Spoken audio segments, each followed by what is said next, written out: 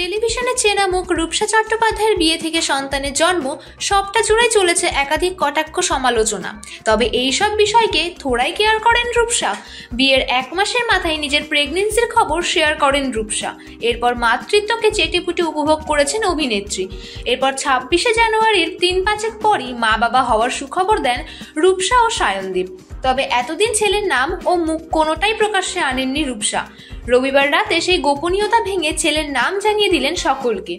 এতদিন রূপসা ও সায়নদীপ তাদের সন্তানের ঝলক সোশ্যাল মিডিয়ার পেজে শেয়ার করলেও কোনোদিন তার মুখ দেখায়নি। ছেলের নাম জানতেও উৎসুক ছিল নেটিজেনরা। অবশেষে সামনে এলো রূপসা ও সায়নদীপের ছেলের নাম। সোশ্যাল মিডিয়া পেজে একটি ভিডিও শেয়ার করেছেন অভিনেত্রী। ভিডিও শুরুতে ফ্ল্যাটের দরজায় লাগানো নেম প্লেট দেখানো হয়েছে, যেটা সাদা কাগজ দিয়ে ঢাকা। অন্যান্য নেম প্লেটে রূপসার শ্বশুর শাশুড়ির পাশাপাশি তারকা দম্পতির নামও রয়েছে, আর সেই নেম প্লেটেই যুক্ত হলো জুনিয়রের নামও। কাগজ মোড়ানো নেম প্লেটে প্রদীপের আগুন দিয়ে সেই কাগজ পুড়িয়ে সামনে আনা হয় রূপসা সায়নদীপের ছেলের নাম। খুদের নাম রাখা হয়েছে অগ্নিদেব সরকার। এভাবেই সকলের সামনে এক অভিনব উপায়ে ছেলের নাম সামনে নিয়ে আসেন রূপসা সায়নদীপ। আর বেশ বোঝা গেল, নাম যেহেতু অগ্নিদেব, তাই নাম প্রকাশে আগুনের সাহায্য নিয়েছেন এই দম্পতি।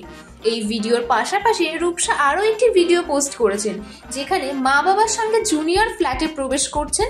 ঠাকুমা বরণ করে ঘরে তুলছেন তার নাতিকে। আর এই উপলক্ষে সরকার বাড়িতে এলাহি আয়োজন, আর সেখানেই রূপসা সায়নদীপের ছেলের মুখও দেখা গেল।